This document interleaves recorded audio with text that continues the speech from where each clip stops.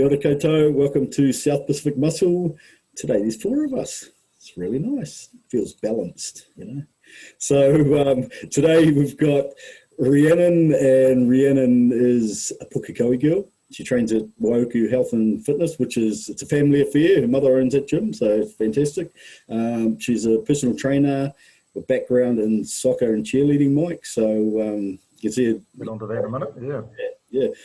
And at one stage, she managed to just about bulk as big as me and get to 96 kilos before she said enough's enough. And she lost 35 kilos, which is, I never lost that much. So that's amazing, really amazing. And she started the bodybuilding journey 4 years ago and has hit it with a vengeance.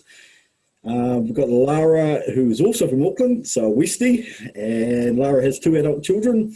She used to do a bit of cycling, was a cyclist there for a while, but really kind of kicked in with her training 2009 and the first bodybuilding show 2015.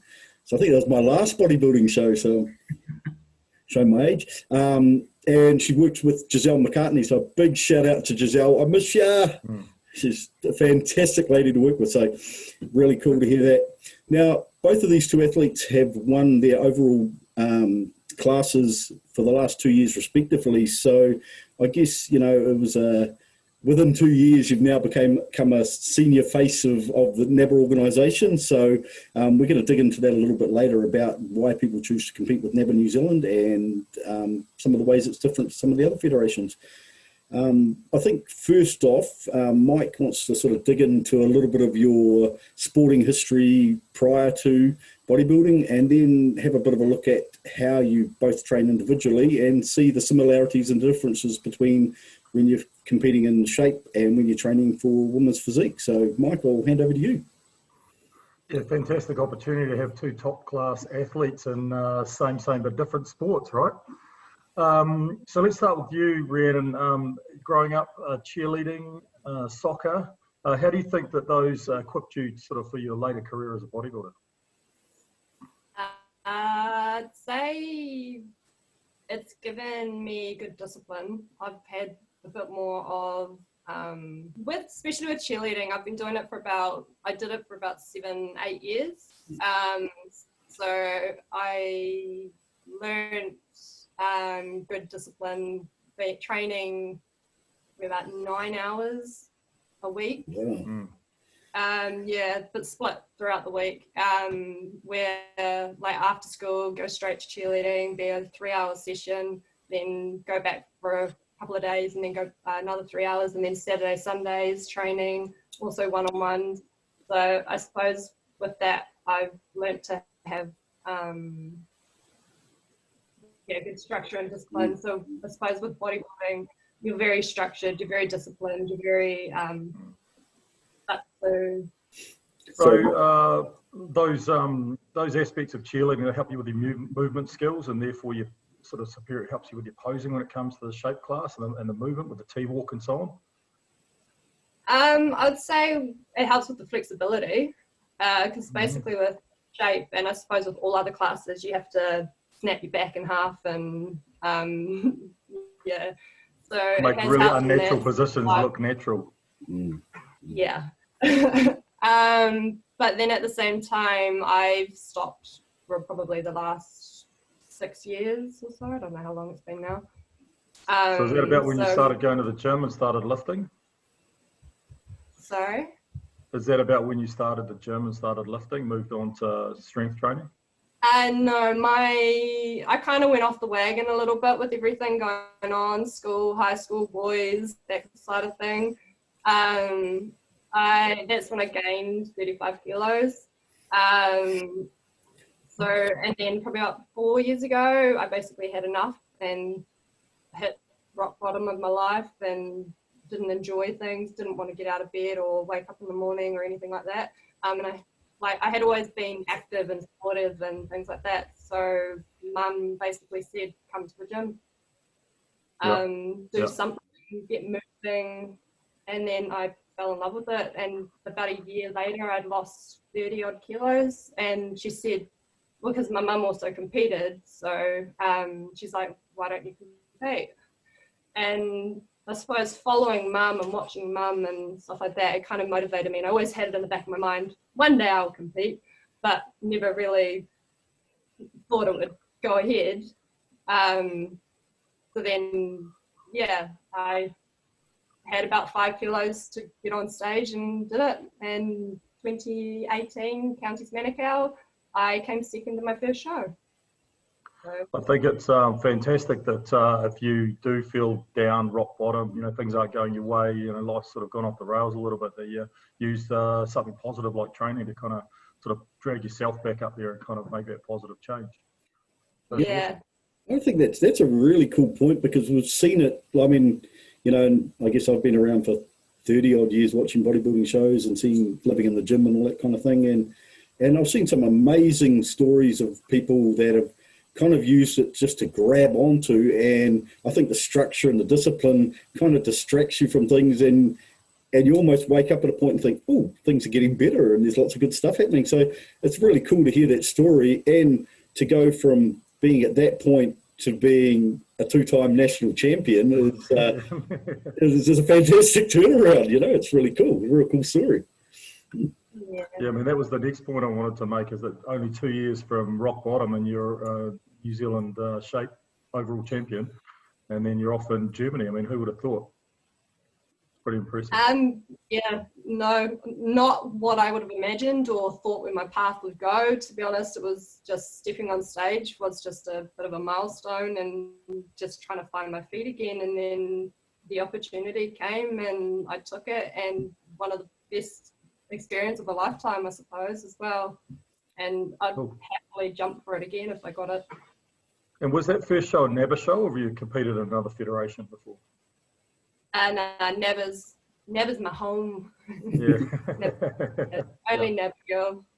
But then saying that, I have thought of other federations that just yet haven't gone there, I suppose. So I guess the message I've always given to any athletes is create the physique that you love and find a class that suits it.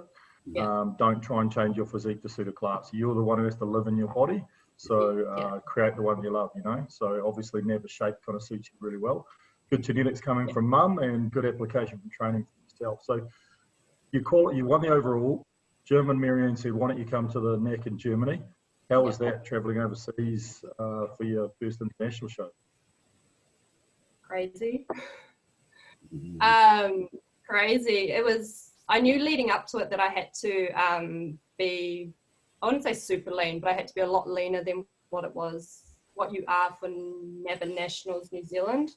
So I had about 6 kilos from Nationals to lose going into Germany. So, and I had 4 weeks to do it. So it was a bit crazy.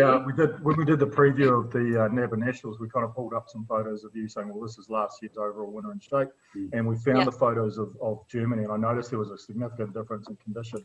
So that was an intentional thing. You went, right, internationally, they're much leaner. I need to trim down more. So you kind of really smashed that diet for 4 weeks. Yeah, there's a lot of cardio and calories dropped a fair bit, but at the same time, I wanted to also do my best at nationals. So I knew I couldn't come in too lean for nationals. So I just had to put in the hard yards for the last 4 weeks. It's funny that they expect a certain look at nationals and another look internationally. It's really hard for athletes who expect to compete in both. I mean, my wife was the same, had to kind of tone it down a little bit for New Zealand competitions, so she didn't scare the judges. And then as soon as it was time to go over to the universe in Alicante, it was like right back on the weights, right back on the diet, lean down, get bigger and harder. Yeah, it's awesome. And how do you feel that your condition and so on stacked up with the girls over in Germany? Good. Like there were about 30 odd girls on stage. So it was quite a large show. They only announced, I suppose, the top 5, I think, and then they did the top 10. But other than that, I'm not sure where I placed or anything like that. I wasn't the best, I suppose, but at the same time, I wasn't the worst. So I fitted quite nicely in. Cool. But then at the same time, for me, it wasn't going for a placement. It was the experience and what I've learned from it and what I can bring to New Zealand as well and to others. So, yeah. And did you come back with some sort of work-ons for your next international show? I assume there's going to be another one. Oh, yeah. Yeah, I'm just going to build. Yeah. So I've got to put on a little bit of size, but it's going to take time at the same time. Yeah, we've already discussed. I think your genetics, so I think you'll be fine. Right, we'll give you a little bit of a break and grill Lara for a little while, shall we?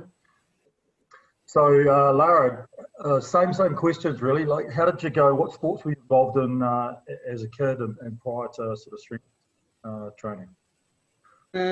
So I wasn't really a sporty kid at all, to be honest. I did general stuff like primary school netball, but yeah, no, I wasn't a sporty kid at all. And I probably really only got into sport after I'd had my own children. So when my daughter was young, she's my youngest, when she was probably about 2, I actually first joined a gym then.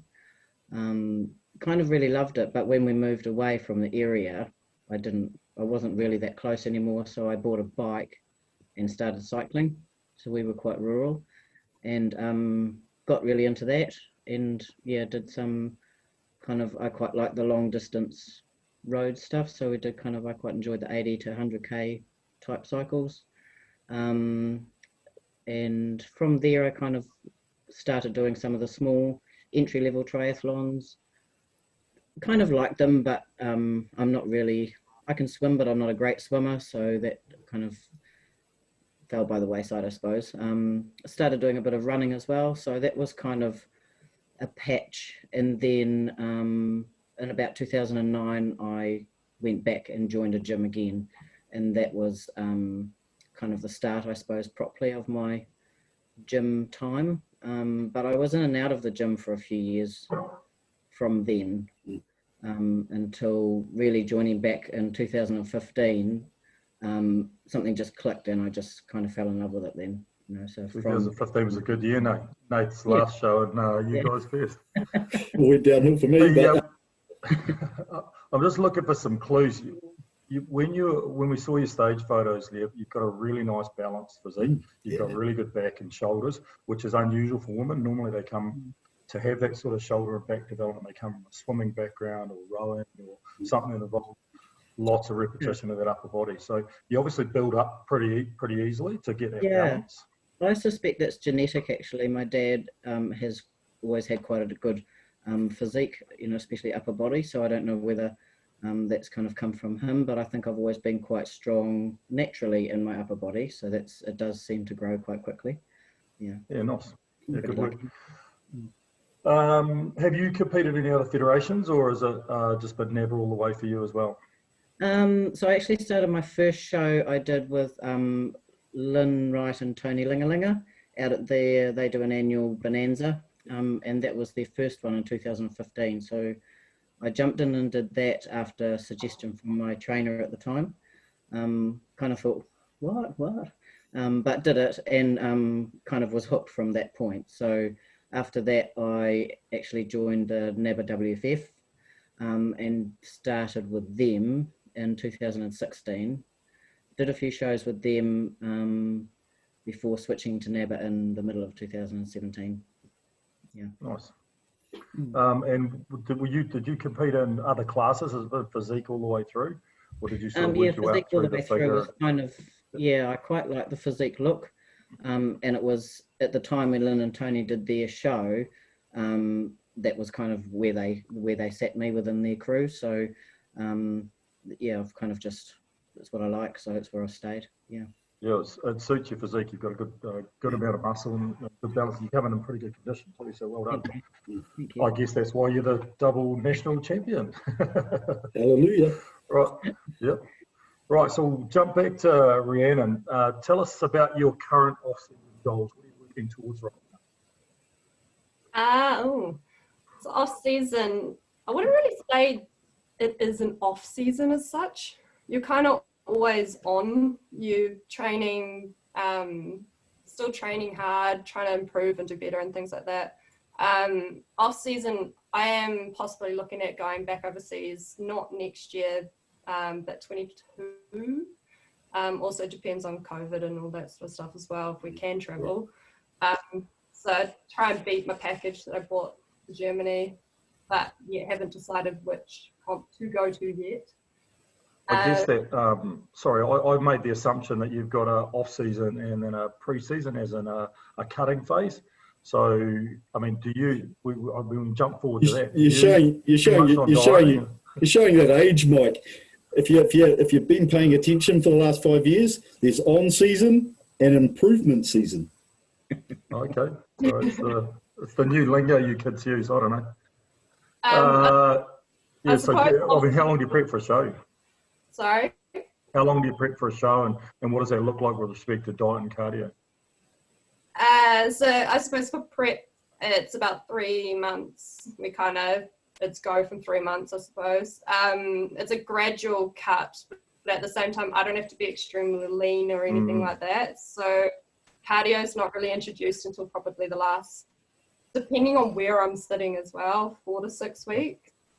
And then I suppose calories are high, but they're not ridiculously high as well. They do get taken down, and depending on food and things like that, carbs and cycling and all sorts. So it chops and changes. A little bit more of a smooth, not great peaks and troughs when it comes to on-season, off-season calorie expenditure and deficit. So you're not really cutting hard, you're not really bulking hard, you're sort of just trying to slowly gain the bits of muscle you need. It almost like the refinement process that we talked about with Katia yesterday. So you're not really depleting your calories really hard coming into a show to kind of lose a lot of body fat. So off season, you're looking to add, well, you spoke about coming back from Germany and saying, I want to add a little bit of muscle.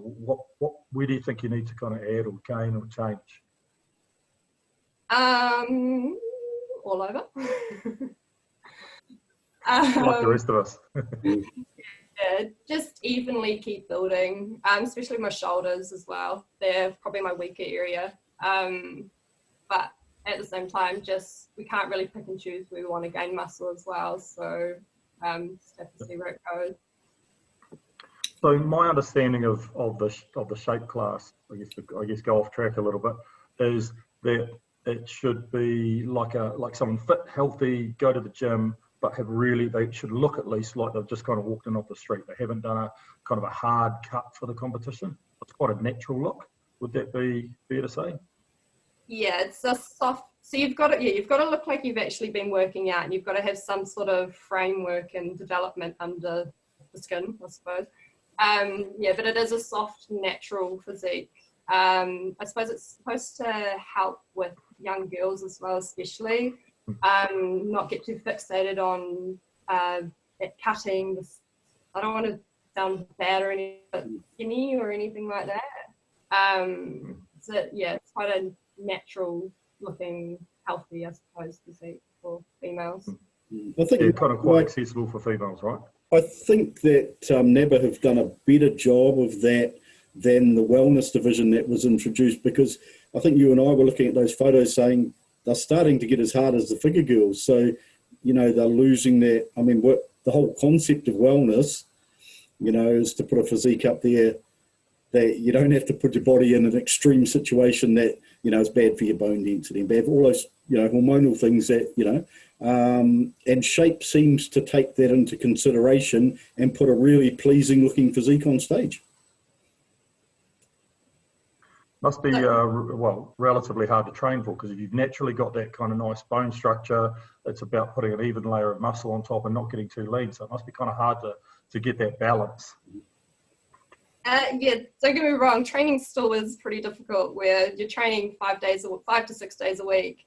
You're still trying to lift as heavy as possible and build as much as you can, but I suppose it's where the rep range and intensity and stuff like that changes and develops a bit differently. But yeah, we still probably train just as hard as everybody else, but we've also that's where food and training chops and changes to be able to stay at a certain physique. Would you say there's a big variety in the way shape girls in general train, or is it usually sort of higher reps and not dieting too hard? I wouldn't know. Everybody's different. Yeah. I couldn't say how other people train. A lot of people have a different vision on what shape is as well. But yeah, I don't know. But just one more quick one that I didn't add in before. I was speaking to Katia Nasova yesterday about bikini, and there's a real tendency in New Zealand, especially for trainers, to carb deplete and carb load and water deplete their athletes in shape and bikini. Now, I don't see that that's justified, but I don't know enough about shape and bikini to kind of say that. So do you carb deplete, carb load? Do you do anything with your water leading up in the last week for a show? Yet again, it all depends on how you're looking leading up to your comp. If carbs need to be taken out, carbs need to be taken out. Especially with females and hormones and things like that, depending on the time, you could be holding a little bit more. So water depletion does help a little bit, but at the same time, it's not that magic cure. But yeah, I don't carb load as such, but I do cut carbs or water deplete every now and then, depending on leading up. So in some cases, the trainers are spot on and that it may be justified. I just thought that often the trainers might be trying to justify the money they're being paid by putting some magical plan together for the last week, and actually the ladies look better a week out than they do on show day. It chops and changes. There's no magic cure. That's pretty common across all classes. You know, if you're looking good a week out, probably going to look good on show day if you don't do anything crazy, magical or drastic. So just look good a week out and then cruise in, I think is the strategy. Righto, let's jump back across to Lara. What are you working on at the moment, off-season wise? Sorry, improvement season wise. To grow. Growing season, Okay. Growing season. Yeah. Yep. So I think for me, as a woman and turning 49 this month, I think the hardest areas for me definitely have always been and will probably continue to be legs and glutes. I think that's just where we hold that extra. So for me, that's going to be another big focus again, probably this year. But also getting excited to get back, do some PBs along the way. You know, I love a good bench session and session. Nice. So, yeah. Hey, I've actually noticed, like, just as a passing comment, a ton of people, particularly females, in this off season, because the competitions haven't been around, they've had more time, there's no show coming up, have got into a bit of powerlifting on the side, some bench sessions. You know, I've seen some of the girls pulling some heavy rack pulls, and I'm thinking, wow, what's going on here? It's actually really exciting to see, but it's become a lot more common and a lot more, I guess, mainstream than what we've ever seen it before. So it'll be really interesting to see how that changes the physiques that they're presenting going forward. Sure. I think for me, those types of things are a really nice in between goal. Do you know what I mean? To have those little things working on all the season. So you're not just looking at the show 12 months ahead of time. You're looking at all these little things along the way, and what can you do to spark yourself and to get, you know, something out of it every step along the way. Do you know what I mean? Preaching to the converted. I'm trying to convince Mike to go to progressive. Until my joints fall apart. Hey, I just noticed them behind you. Is that your trophy from the Nationals? Yeah. Nice. Beautiful trophy and a beautiful glass power shell. That's pretty stunning. Yeah, it's beautiful. Very cool. Righto, so this is probably something that Nate and I are a little bit more familiar with, the physique improvement season, pre-season. So do you you're pushing up your calories, you're training heavy, just looking to grow all over. So how far out do you normally start your preparation for the show season? Multiple shows a year? So at the moment, like this year and last year, I've only done the one show. But other years one of my years I did 4 shows, which was hellish, to be honest. but it's kind of changed all the time. I think the more that you compete and the more your body gets used to it, that kind of time frame changes as to what you need for your prep. This year, I was kind of lucky enough to have a point where I really didn't, I wouldn't say I didn't feel like I was coming into prep, but, you know, my food stayed really nice, quite high. I was still lifting heavy right pretty much through till the end. And, you know, Giselle doesn't do hard cuts anyway, really, with her clients. Do you know what I mean? So from a food perspective, I have no clue what my calories would be or anything like that. I don't.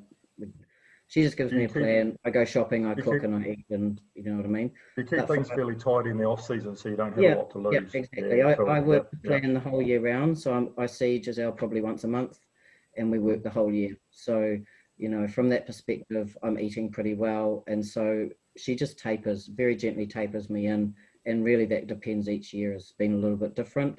So like I say, this year it didn't really feel as extreme as other years have done probably for me. But I think that's probably, as you get used to it, like I say, your body gets used to competing and to training and to eating how you eat, and yeah.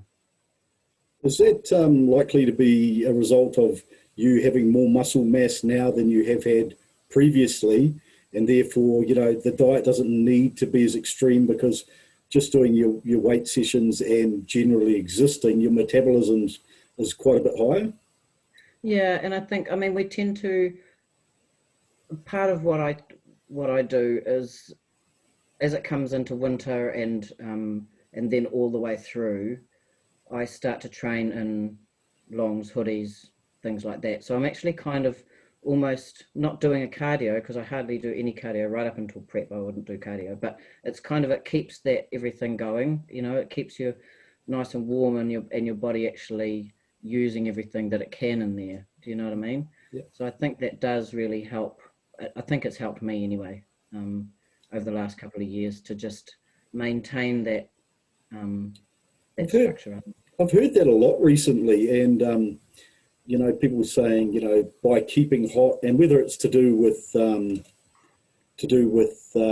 blood flow and adipose tissue being able to get access, you know, believe that the heat is actually assisting in the process of losing body fat. And I'd love to trial it, but I can't do it. I get too hot. You know, I'm next to naked in the gym, and you know, as much as I mean, I remember, you know, I think I remember being cold once in my life, which was when I was prepping in Dunedin, and it started snowing when I was biking to the gym. So other than that, you know, I think I run pretty hot anyway. But to train in a hoodie, I can't comprehend doing it.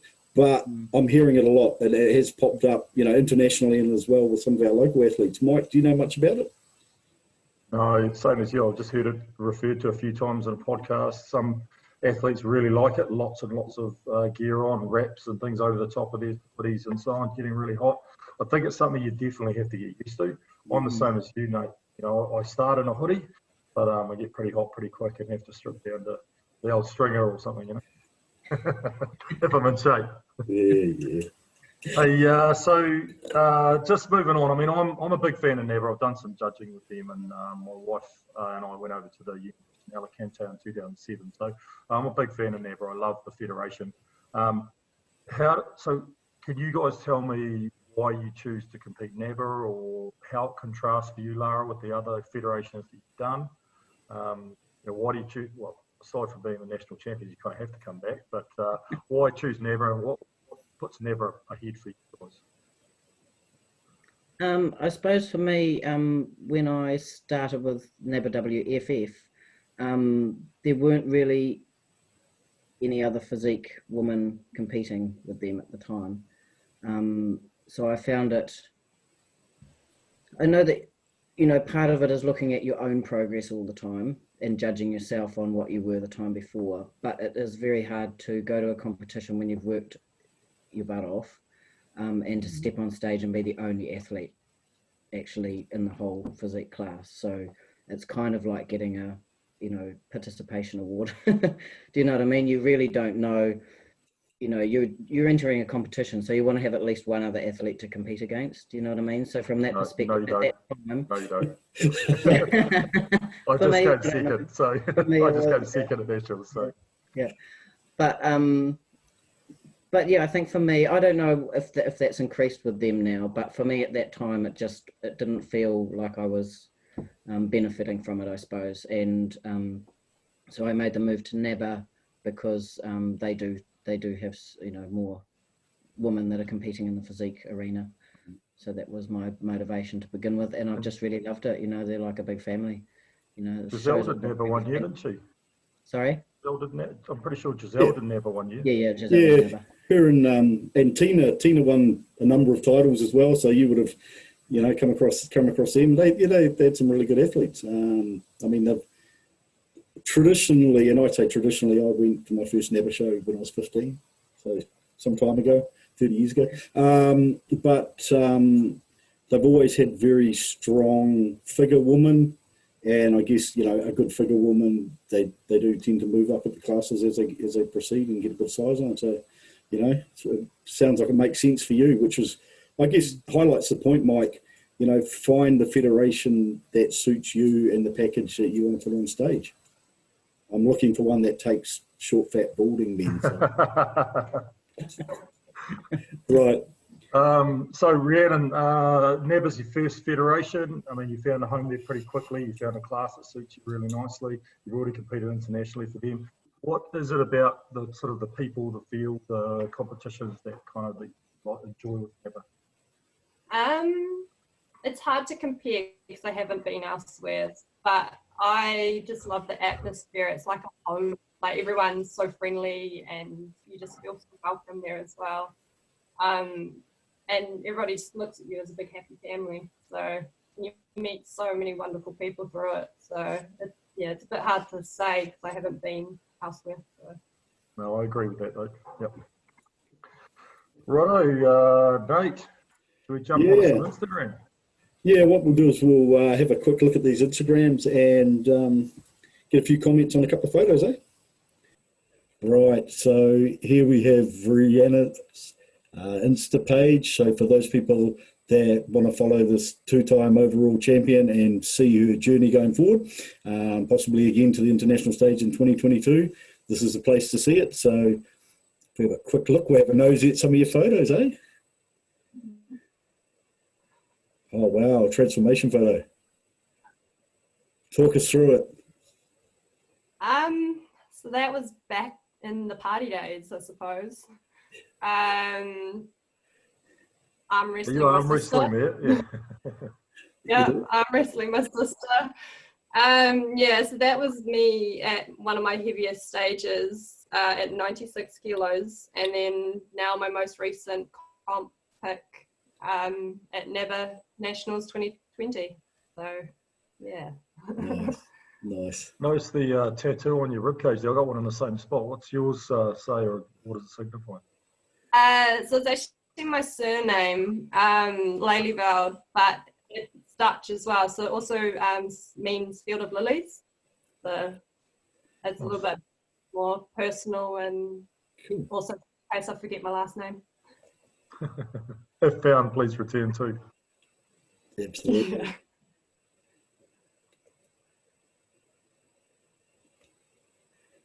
Here we go. So 2020 Nationals. Yes, so they're the overall girls, got novice, 30 plus, and open, which, me. You can see the development in your physique compared to them, as you would expect. But even from a real novice eye like mine, when it comes to some of the female classes, you know, you can see the structure. It's pleasing to look at. So cool. All right, we'll see what else we can find there. I haven't had enough of a nosy on yours, actually. Got the overall winners. Pop-up action. Oh, I did see a photo that I was really interested in, actually. Where was it? Bear with me, people. Under pressure now, Nate. I can't find it. Normally got all the tabs all sorted out. I know, I'm being a bit useless like that. Hey, actually, that's what I was going to check in with you. During lockdown, did you still have the luxury of having access to the gym? No, not the gym as much, Right. no. Because we had 2 lockdowns as well. So we had the first main one and then just the Auckland-based one. And because our gym's Waiuku, we weren't allowed to travel to Puki to Waiuku. So I was lucky enough to have a little bit of a home gym, I suppose, where I could do a bit of training at home, but not to the full extreme, I suppose. Yeah, real hard year. And both of you being in Auckland, you know, got affected by that. And I mean, for me, the first lockdown was pretty tough, but I managed to flog a whole lot of gear. So I was pretty lucky, but it wasn't very motivating. And then to get a second wave of that, you know, right in preparation, you know, must have raised some questions for you. Yeah, there was a couple of times where you just wanted to give up and stuff like that, but you just pushed through and you knew it was only going to be temporary and just keep going. Yeah. Right. Let's have a quick look at that lineup photo. Actually, here we go. Talk us through those 2 photos there. So the first one is my very, very first show in 2018. So that was me after kind of first losing that 35 kilos. And then, Germany, where it's a completely different transformation. I suppose is one of my best physique. Yeah. So, but yet to try and improve and beat that one yet again. I suppose. Yeah. Wow, amazing. Yeah, I saw that photo when we did the NABBA review, and I saw the Frey Nutrition, so I knew it was an offshore photo. And then Mike sort of talked me through it. So, yeah, really cool. Love it. I love those photos like that because there's just so much meaning behind them, you know? Yeah. All right. Okay, we're going to skip across to you, Lara. Moment of truth. So, Lara here, if you want to follow, again, 2-time national champion women's physique, and see what she does, make a promise to post more photos. Anyway. I post photos, just not so much on bodybuilding. Oh, there we go. That's the trophy that's sitting behind you now. Yeah. And photos from your show. How was it out there? Oh, pretty amazing, really. It's, yeah. Like you say, it's been a big year and, you know, lots of different things this year to contend with. So to be able to get on stage and know that you've improved from last year was pretty cool. Yeah. Yeah, I mean, you know, you're always looking at your competition and that, but when it comes down to it, it's about personal improvement because you know you don't go from A to Z in a year.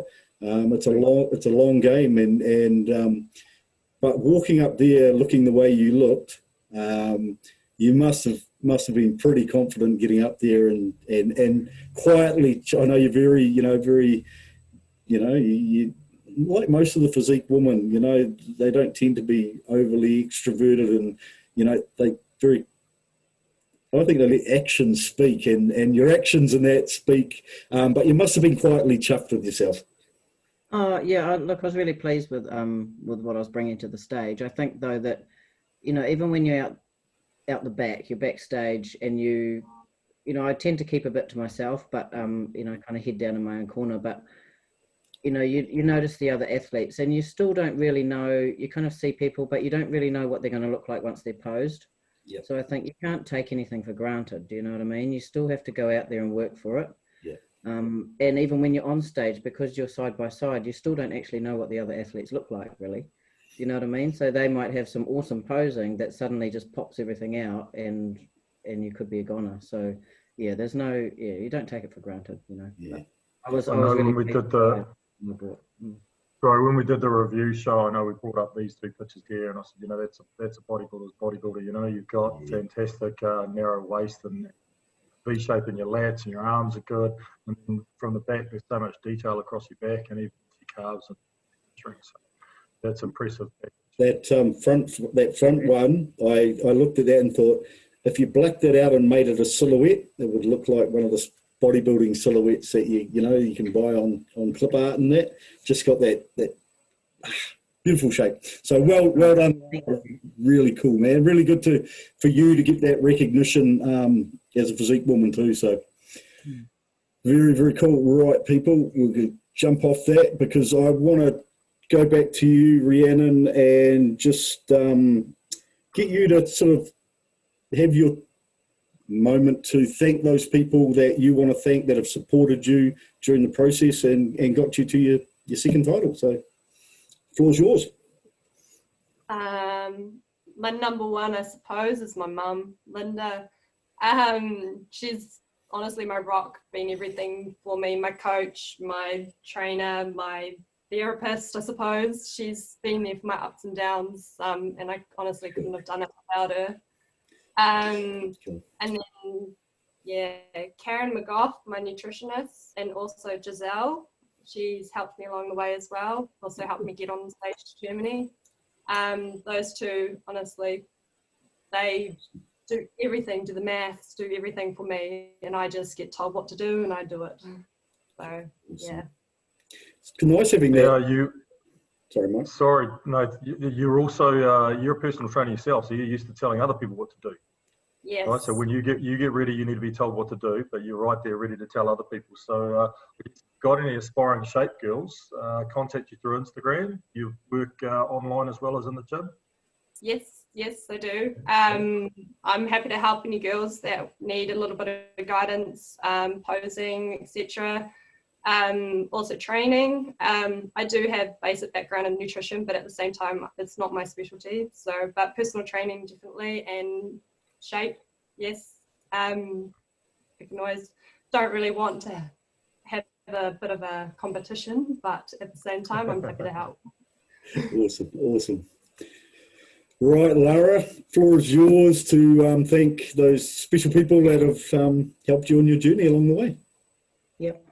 And can I just, before we do that, can I just add in another Absolutely. little tip? Is that something all right? Mm-hmm. Firstly, I just want to say thank you to you guys for inviting us on and letting us help you promote the sport, because I think from a woman's perspective, you always feel like, there's not many of us around maybe, so it's nice to do. But I think I also just wanted to make a quick mention, I suppose, of what I consider some of the benefits of strength training. And it's not just about building size or getting your physique looking a certain way, but for me, some of the other things that I've gained along the way is confidence in myself and a mental fortitude to do things that I didn't have before. You know what I mean? I think there's so much that goes along with being in the gym and strength training. I kind of can't recommend it enough to people. Do you know what I mean? Just get in there and learn to love what your body can do and the strength that it actually has in there. So I kind of just wanted to put that out there, if that's all right. That's really good. But that's to repeat ourselves. We both want to jump on that. Mike, I know, is going to thank you guys, because we feel real grateful when people want to come on our show. We're like, thank you, and people thank us, and we're sort of like, well, no, we're really appreciative.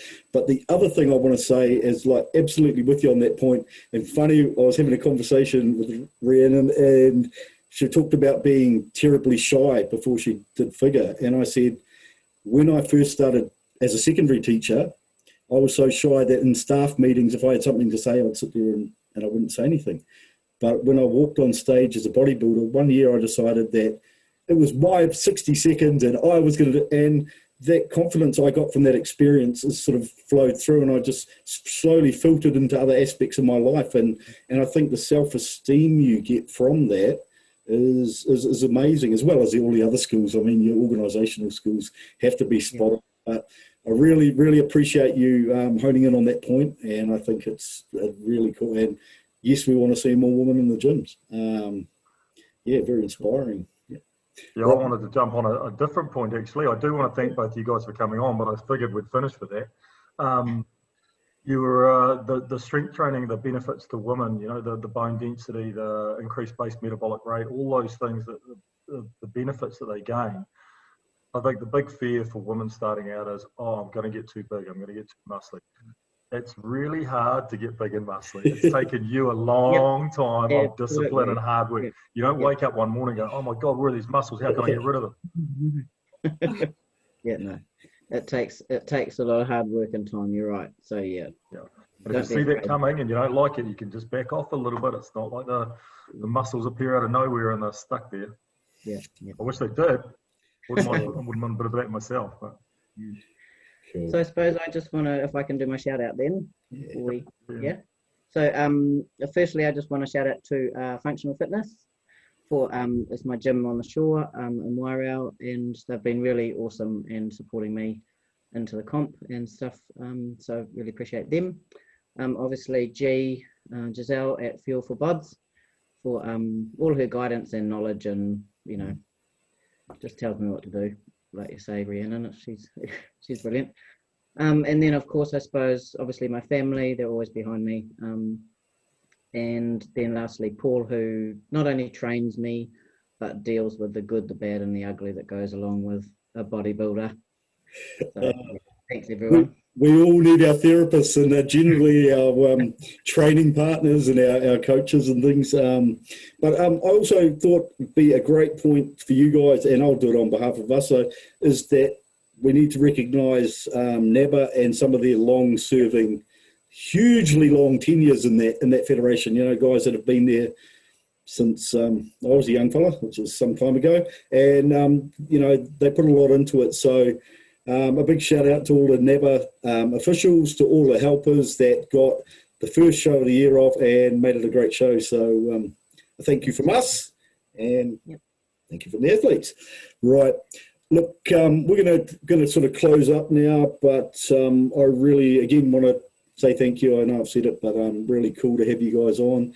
Always nice learning something new, and I guess for Mike and I, you start talking shape, you start talking bikini classes, board shorts, it gets a little bit uncomfortable, but, that's where we get a lot of learning from that, and there's a lot of carryover, and also kind of sometimes quite surprised how many similarities there are. So thank you guys for giving us an insight into your world. Really appreciate it from me. Right? Yeah, and from me, thanks very much, guys. You're welcome. Thank you. Cool. Right. So anyone who's interested in women's physique or shape, please get in contact with these guys and follow them. From us, it's a good night, and we will see you tomorrow. Thank you.